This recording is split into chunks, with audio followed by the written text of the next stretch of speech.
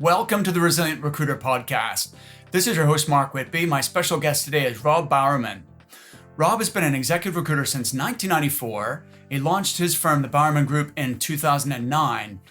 TBG serves the retail industry, particularly specialty and luxury brands, and he's developed long-standing relationships with many respected American and European companies in designer apparel, accessory jewelry, and home furnishing. Rob currently serves as the president of the Pinnacle Society, which is the premier consortium of industry-leading recruiters in North America.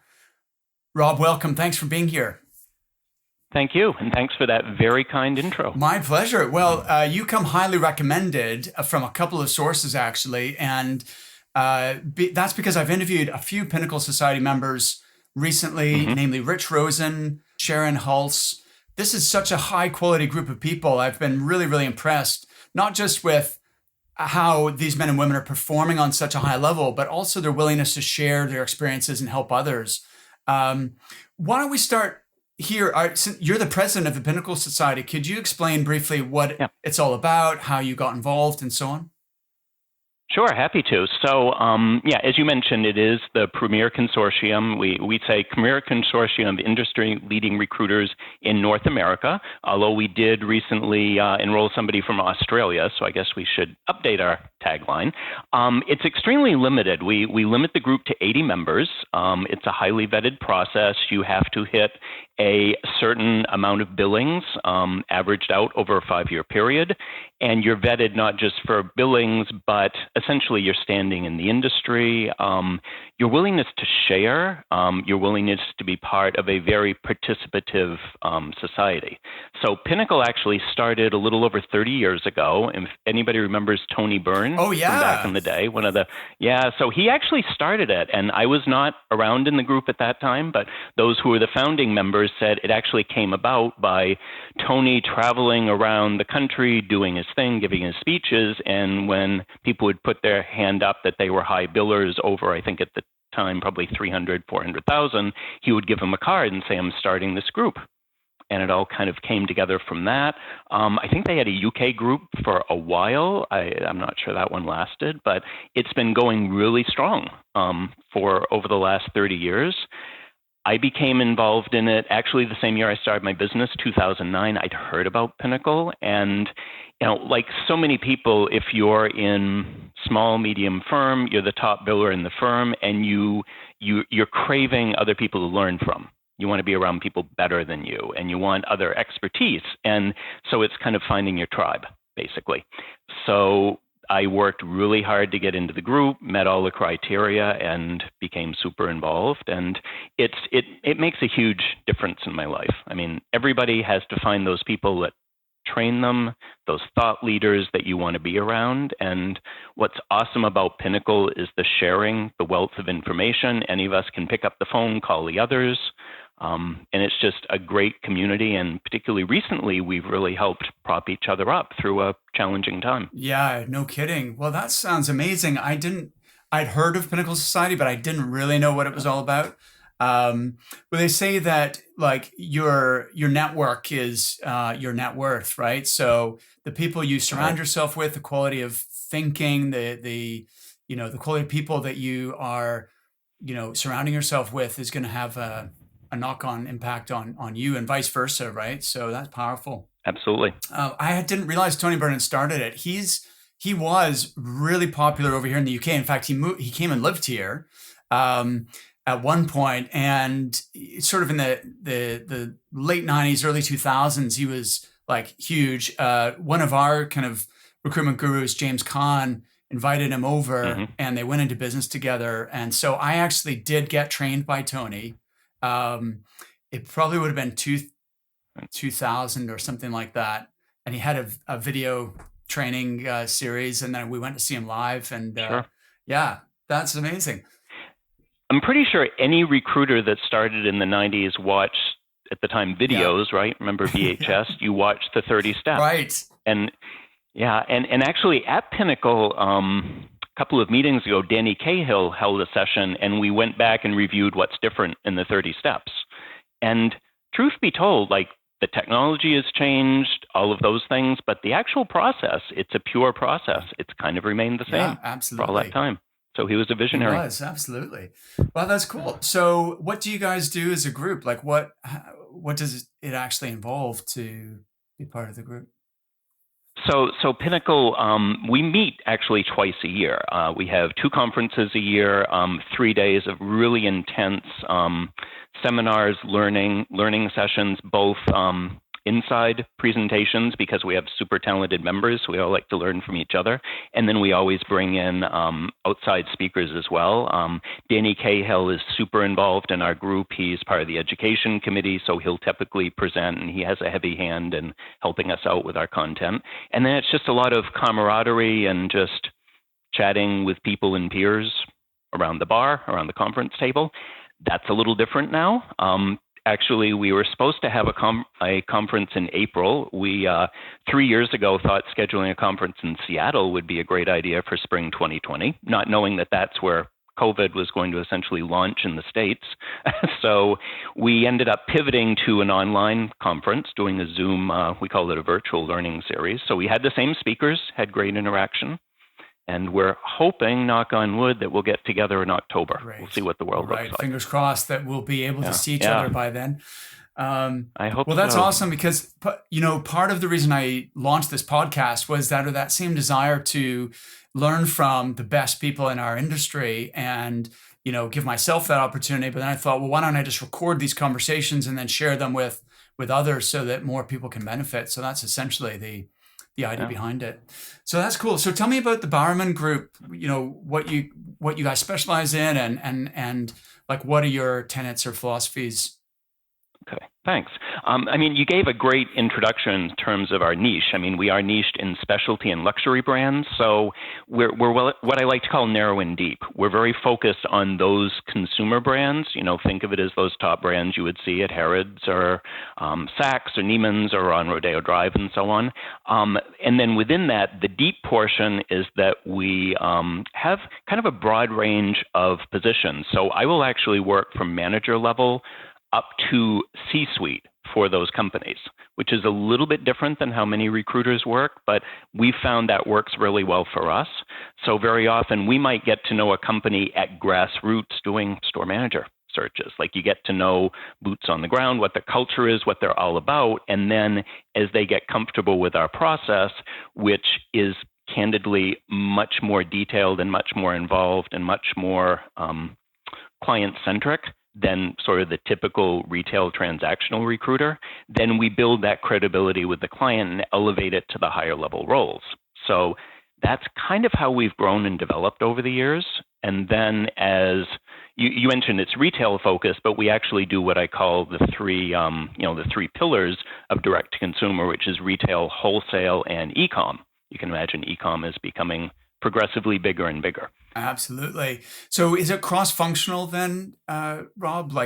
Or is there a particular area within your clients' companies that you focus?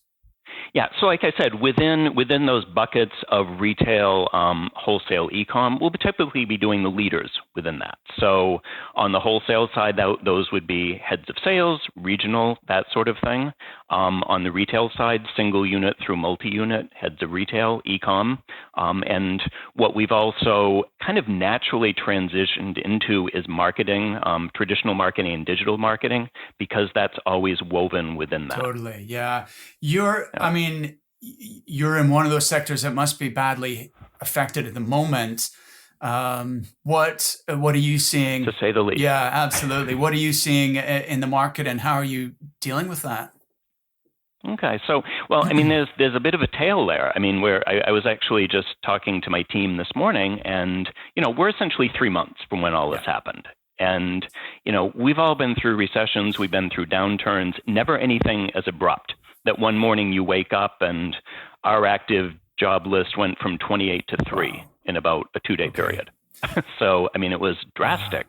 Retail doors closed, all of that. So you have to take a deep breath. We decided to really be smart about this. We could predict that it was going to be a couple of months. So we said, we have this time.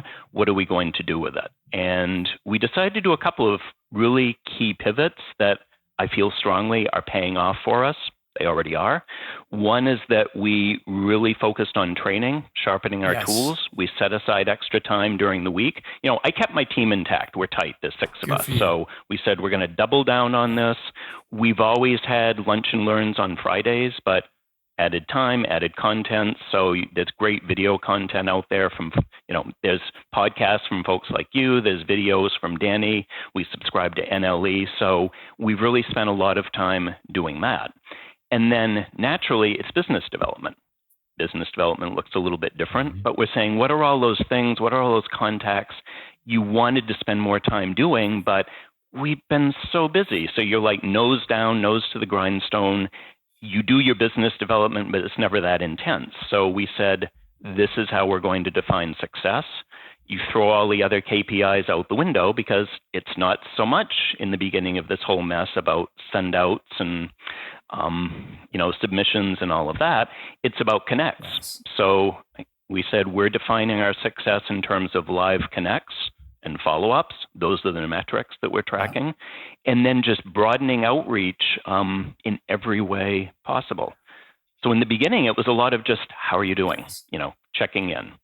Are you safe? Are you healthy? For our retail friends, were you furloughed? How are you handling it? How can we help you? So just building those really strong connections.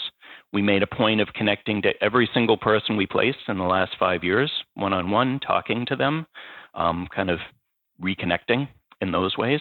And it's paid off. So it's starting to ramp up. We've been getting a couple new projects every week for like the last 3 weeks. We've found it interesting where some of the activity has come from. And I think it speaks to companies looking at what they have and saying, okay, we're going to pivot. Maybe we really need to strengthen our e-com presence, strengthen our team there. We're going to keep retail open, but we need to do something differently there. So we're finding already the progressive companies are being very proactive in that regard. Conversely, I do absolutely predict that as things open up more and more, we're going to be super busy because there's going to be so much disruption. Definitely.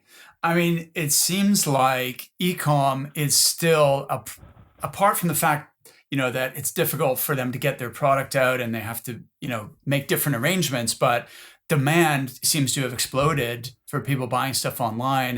Has that been a sort of Absolutely. Counteract the downside for you guys? For us, not yet.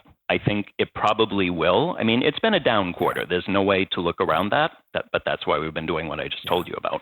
But if you think of my clients, they tend to be monobrand clients, which are single designer brands. They have their stores, they have their presence in Neiman's and Harrods and so on, and they might have e-com. For many of those, e-com might just be one store. It might be the equivalent of that. You made a transition from being a top recruiter to running your own firm, your own company. Can you tell me the origin story of TBG? What motivated that and how did it go in the early days? Sure. So I was at a smaller firm that was retail focused in the Boston area. I stayed there a long time. I started recruiting in '94 and was there until 2009. So it's one of those things, like so many top producers, it works well until it doesn't. Mm-hmm. Like, I'm happy, I'm making the money I want, I'm comfortable. I convinced myself that I wanted to just run a desk. I didn't want to manage. I didn't want to deal with the business side of things. So that kept me happy, satisfied for a while. But, like so many, I think sometimes you hit that tipping point and you start creating a vision of what you would want your business to be. And I started crafting this idea in my mind that I'd develop this luxury business. And it was really interesting how that came about. But nonetheless, I built this desk. It was very viable. I had somebody within that group that was working super closely with me as sort of my lead recruiter researcher. And I realized we could take this and do more with it. It was not going to happen in the company that I was with. They were more generalist focused. And, and again, at some point, you want to do your own thing. If you have that entrepreneurial spark, it's going to come out at some point. Probably my biggest fear was the management piece. I'd managed in a past life didn't necessarily love it. I convinced myself that I was better as a sole desk guy, but in order to make it work, I had to get over that, basically. Totally, yeah. Well, so that was probably the learning curve. Yeah, absolutely. We've all got, I mean, we're always learning, growing, maturing, developing new skills, not staying stagnant. You have to grow and push yourself, right? So that sounds awesome. What was the hardest thing about starting your own firm? Well, it was probably the timing because, as you noted before, I started in 2009, which was pretty deep into that recession. But, looking back on it, my philosophy was really, well, nowhere to go but up, right? So I had a decent business. I knew clients would come with me. I started it very lean and mean. And actually, at that time when I started the firm, I started it virtual. I brought one person with me. We dealt with the non-compete, started up the firm. I hired one part-time admin. We just drilled in, went at it, organically added a person, then another person. I did the virtual thing merely because I had been commuting an hour to an office from my home. The person I was working with was an hour in the other direction. I said, let's just try this working at home thing, see how it'll work. You realize it actually works beautifully. Technology supported it even back then. So my epiphany was, as I'm building my team, why focus on people that are commutable to an office? Let me find the people that are best. So we've still stayed sort of Northeast US focused, but as with my team of 6, 4 of us are in Mass, 1 is in New York, and 1 is in New Jersey. Cool.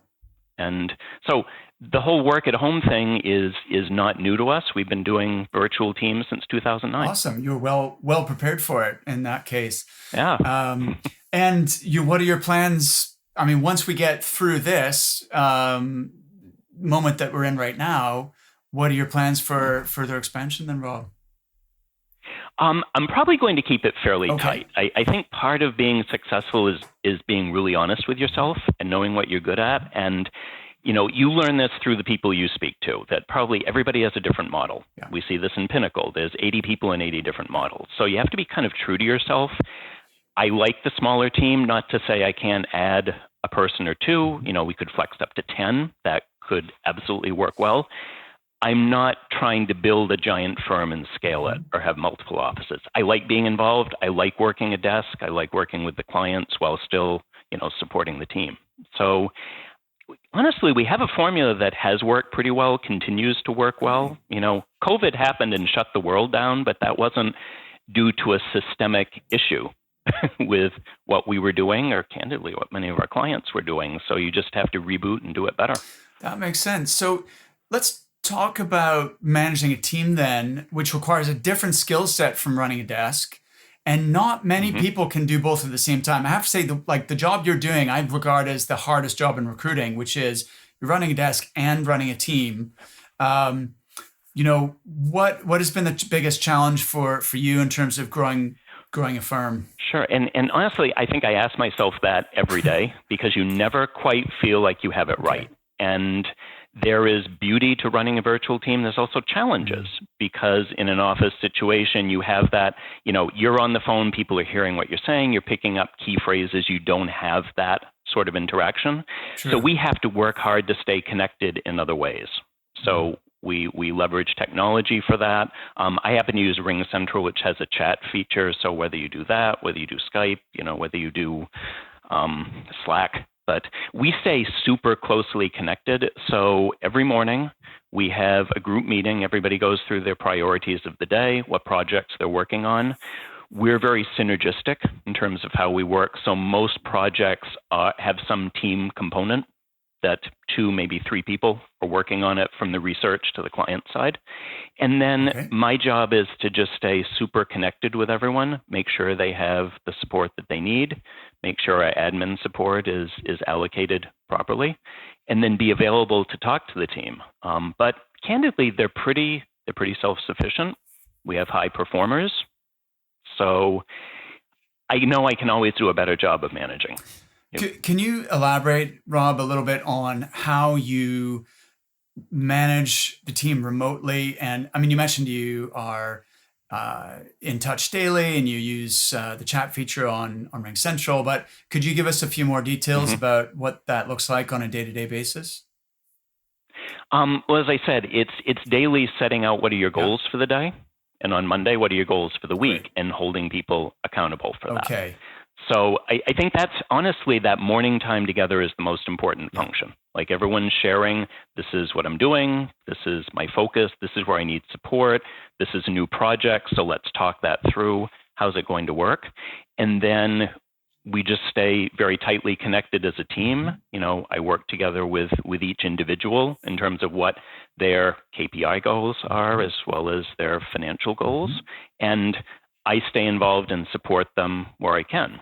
Some need a little bit more help on the business development side. Some may need more help on the procedural side. So it's identifying that. And I think that's why a small team works well. You know, we actually only physically see each other in good times 3-4 times a year, but we feel like we see each other every day. Right. We say that all the time. Okay, well, that's funny. Tell me, so you do the daily check-in in the morning, and then you are in touch with each team member throughout the day, throughout the week. And you mentioned holding people accountable for those goals, the financial and the key performance indicators. How do you physically do that? Is it like a weekly review, or what's the format? I'd like to say I'm so super organized that I do it every week. I'm not. Okay. So we do it as we need to, and basically as we see things going. And it's, you know, and it's also just sort of monitoring the activity on a regular basis. Yeah. You know, if you can see that somebody is, you know, they're a little too recruitment focused versus business development focused, then we have to have the conversation about what is your plan and how are you balancing your desk. And that's a one-on-one sort of thing. So is each person running a full desk then? I have 3 other people running a full desk. And then the person, my longest term employee who came with me, she actually just focuses on candidate development. That's her thing. She loves doing it. She's amazing at it. So she supports basically everybody else in one way or the other. And then the 6th person is production manager, does social media, all the admin support. Oh, brilliant. Okay, that's cool. How do you create, you mentioned that sometimes you have multiple people working on the same roles. So there's sort of some internal competition. How do you manage that? Actually, there isn't. Oh, okay. Our team runs very, very well together. And so most projects are shared. I'd say our typical breakdown, let's take a project I'm working with and I'm the client lead on. Somebody else would do the initial developing the roll-up list and the candidate development and pre-screening, and then pass that person along to me. So that allows a higher level of productivity. We've also found that has become a very important part of our process, which we actually sell to our clients, is that there's quite a few steps our candidates go through from start to finish. You know, between initial engagement, be it a cold call or a warm call, to the screening, generating interest, providing resume. We send them our expectations. There's the first level screening and typically a second level screening with the person who's presenting to the client. So we're holding that candidate accountable for perhaps doing some homework in between, doing some brand research, shopping the store when those exotic things could be done. And that's actually turned into what's almost our patented process. So essentially, there's a point that the sourcing recruiter will be handing that off to the person, and then all the interview prep, everything is handled by the client side. Awesome. I like it. Actually, you said it's sort of your patented process. I think you should consider registering it as an actual trademark. You know, and then when you sell it to some of the work I do with my clients is on differentiation and creating a value proposition. And it sounds like you've got one there, and it's worth like actually inventing a name for it. You know, the Bowerman, you know, method or whatever you call it, and then have a little R. You know, that's what the big Hydrix and, you know, Spencer Stewart and these guys do is they sell their methodology. No reason you couldn't do that, because it sounds like you've got a really good one. So what are some of the other challenges of if someone came to you, Rob, and they're thinking about, they're at that crossroads, do I stay as a solo practitioner or do I want to build a team? What advice would you give them for making that decision? Because it's a very different road to travel. Totally, totally. As I said before, I think the key is just being really honest with yourself. Like, know intrinsically what you're good at, what you love to do, where you feel honestly you can stretch and learn and build those skill sets, but don't try to be something you're not. And as I said, you talked to Rich Rosen the other day. He's amazingly successful. He bills $800,000 to $1 million every year by himself. Right. No admin support. It works awesome for him. Yeah. I like the small team. We have other friends in Pinnacle and elsewhere. You've talked to them that they feel they're more excited about building and developing multiple desks, multiple practices, and being that leader versus being hands-on and running the desk. Yes. That's right for them. Right. So I think that's kind of the first step. Yeah. And then once you identify, here's the direction I think I want to go, find others that have done it before you, that have done it well, and talk to them. What worked well? What didn't? What did you learn? What would you do differently? And I like it. Do it. Yeah, that's a great... And at some point, you just have to do it. Yeah, jump in. I like that process of modeling. I learned that from Tony Robbins when I was 17, is find people who are already successful doing what you want to do and learn what are the strategies, what are the distinctions, what are the behaviors, the mindset, and try and replicate that as best you can in your own way. Absolutely. The big, so let's assume they decide to go the road that you have and to build a team. As far as I can see from all the many clients I've worked with, the biggest constraint there is time. And you're now really doing two different jobs because three really. So you've got running the company, you've got to do your marketing, your website, your tax returns, all that stuff. Then you're running your desk, which could be a full-time job itself, right? Dealing with clients, candidates, closing deals. And then you're also a manager. And so you've got training, you've got coaching, you've got, the process management, all that stuff you mentioned. How do you juggle all those responsibilities?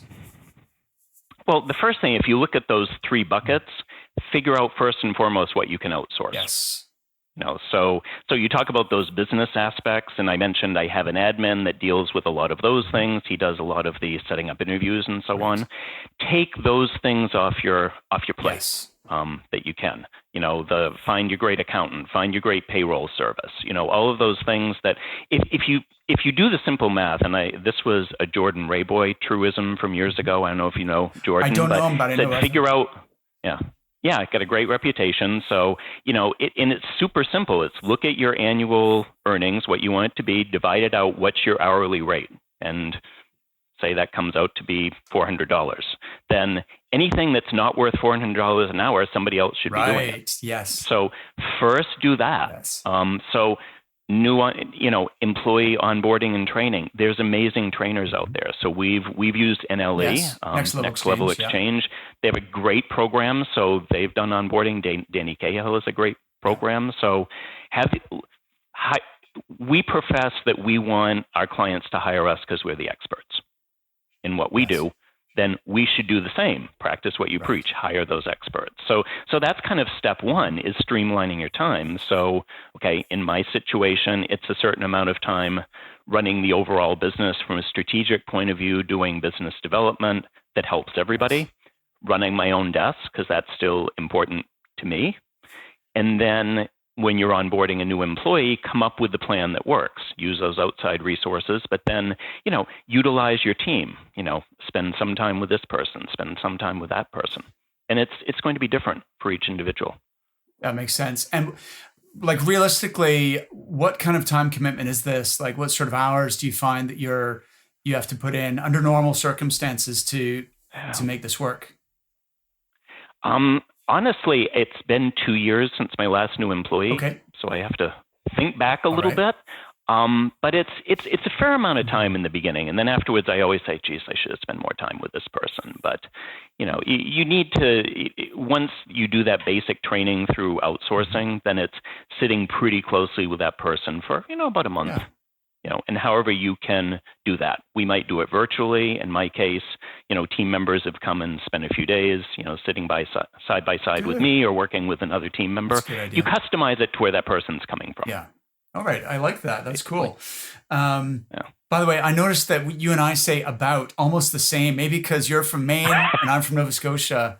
Um, Popular misconception is that Canadians say a boot, but it's actually a boat, Yeah. as in like a boat, I have B-O-A-T. been, yeah, I've been accused of being Canadian in the past. Well, There's enough Maine upbringing yeah, there, and then I spent time in New York and then moved to Massachusetts. So somehow it all merged, and there you go. here we are. And But you, okay. people have called that out before. That's funny. So it sounds like you've got a really great philosophy on time management and outsourcing the tasks that are not worth whatever your hourly rate is, streamlining things, using experts, and the other big challenge though with deciding to grow a team is um, our industry has a very high staff turnover rate. And it's hard to, ironically, you would think we're excellent at hiring, but our industry is terrible at, hiring the wrong people. They don't stay. So like you hire three and then you lose two, or you lose all three, or you hire, do you know what I mean? So how have you So true. handled that in your business? So it's been very unique for us. I don't mandate that this works for everybody, but we've had very, very low turnover. You could argue that maybe I should have hired more aggressively, but I've been a little cautious on that because of the virtual model and so on. So everything has been, like I said, very organic. My first 3 employees, my first admin was a friend from college. My first recruiter was somebody I worked with for years. Then I hired somebody else who was within the industry who I'd known for a while.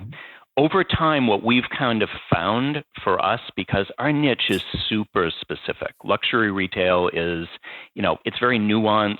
It's hard to come from the outside. You're not going to come from IT and suddenly know what this is. So we've kind of found the industry is the best. So if I look at who I have my next top producer was actually a candidate of mine who I had placed, who, funny story, she came back to me when, shortly after I'd started. She's like, I want to be a recruiter. I want to come to you. And I wasn't ready yet. She was so like a dog on a bone about, I'm going to do this. And I had a great experience working with you. I want to work with you. And finally I relented because I'm like, if you're this, you're this diligent, you're this good, you're going to be amazing. Absolutely. As a recruiter. That's a good sign. And we had to actually execute a plan because she worked for a client. So we had to have an honest conversation with that client, kind of work all that through. It's been beautiful.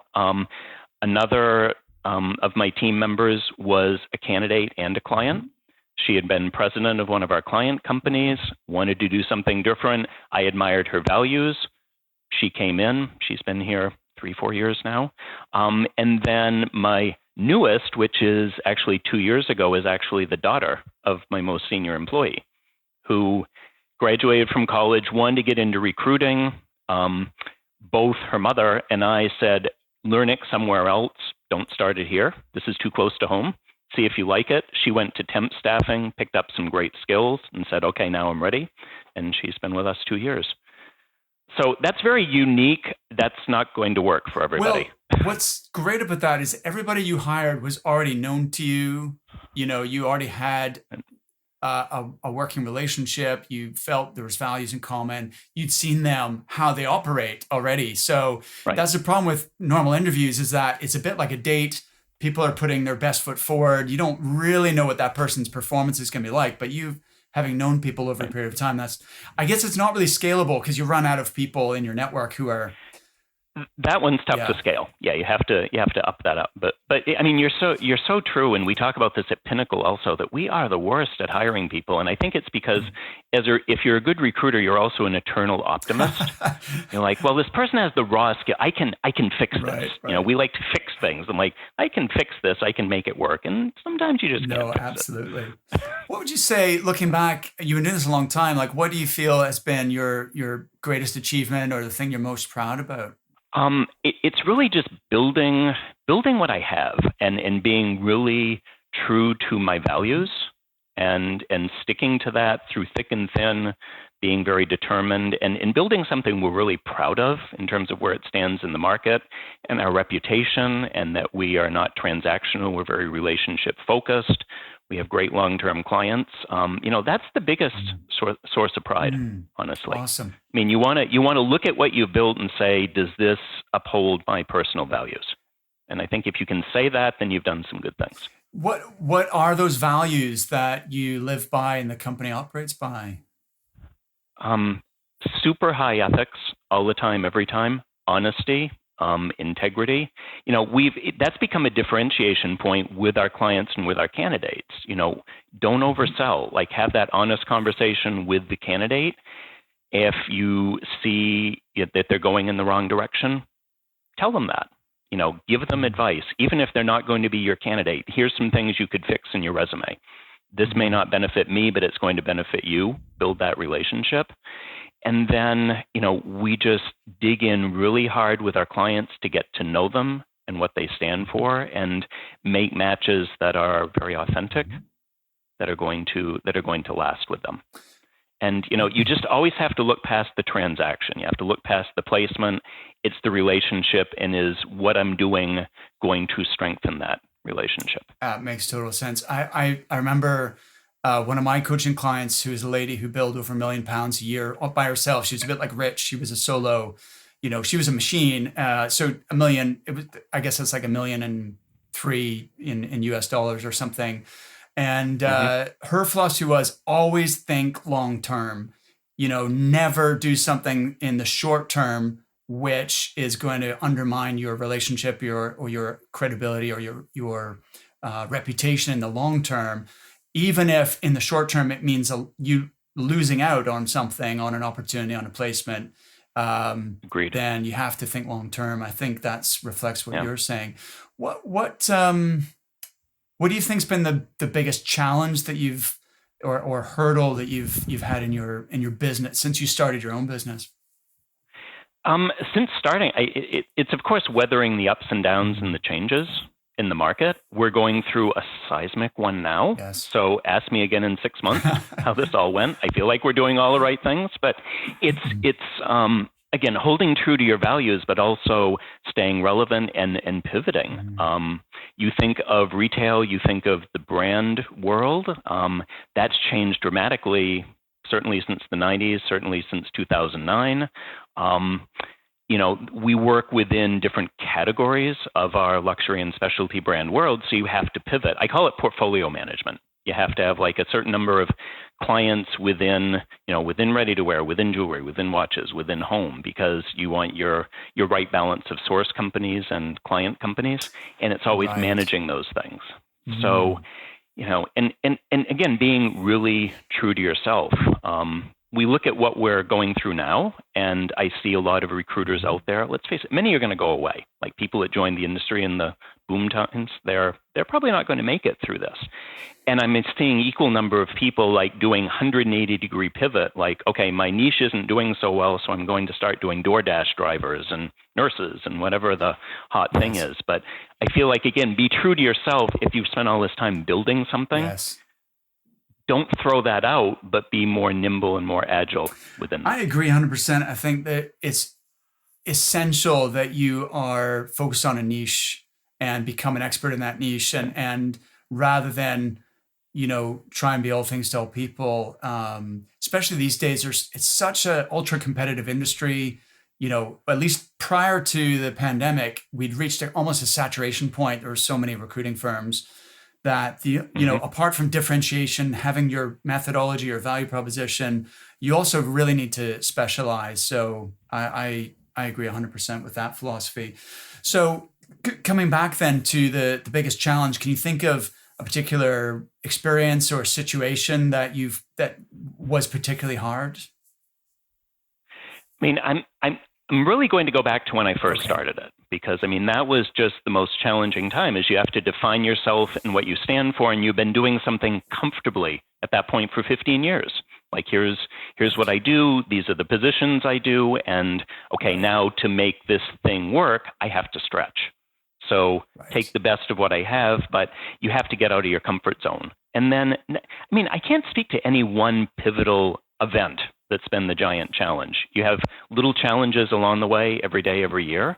I think being a good New Englander, a little bit of a creature of habit, sometimes you get very comfortable. We always get comfortable, and I have to force myself to get out of that comfort zone and say, okay, this is a new technology. This is a new system. I was so comfortable where I was, but I had to just dive in and do this and embrace it. Right. And what did your wife think at the time of, this decision to set out on your own? She was so supportive of it. Yeah, totally. Now, and you go through all these things as a family at that time. I'm making a decent income. We know it's going to take a hit. She had a decent job. She had pivoted in what she was doing. So you kind of have to have that sit down with your family and say, this is an investment. This is going to be a little bit hard for a while, but it will pay off in the long term. And everyone buys into it. And so you have to have those partners. Yeah, in your life. Absolutely. You need the support, of your family. When was the point where you thought this is going to work, where it's coming together? It was pretty soon after that, Cool. Honestly. Like it started to click. It was ramping up quickly. And I'm going to go back to Pinnacle Society. That was pretty important for me. And that happened around the same time. And having that support, and I'm starting to learn from these other people, and I'm seeing, okay, they built this. I'm taking steps towards this. Okay, it's going to work. But you have those celebration moments along, like when you've developed a client and you've done multiple placements with them, and then you stop and you look back and say, not for nothing, I've done the whole executive team for this company. Wow. That's a pretty cool thing. So you have to sort of stop and pause and celebrate those things. Yes, absolutely. I think, so 2009 you guys started. I don't know if that was the worst time or the best time for you to start. I guess it's a bit of both, but as you said earlier, there's only one way to go is up. Right. I convinced myself it was the best time. Go ahead. Yeah, absolutely. The optimist, you have to, if you're starting a business, you have to be optimistic, right? That was my worst ever time was 2009. Because I had been in business since 2001 working for myself. And I was took me a few years to build up my client base and everything, and things were starting to go really well. Just when I thought things were going well, then the big recession hit, and I lost 50% of my income overnight. I had the mortgage, 2 kids, my wife was pregnant, and that was terrifying. So that's when I started sort of figuring out digital marketing and really totally reinventing my business. And so it ended up being a good thing, but at the time it definitely didn't feel like it. Have there been times for you where you've questioned, am I doing the right thing here? Should I be doing something else? Not in a big way. Cool. I'd say micro questions, but not macro questions. Okay. Going back to what you said, you have to.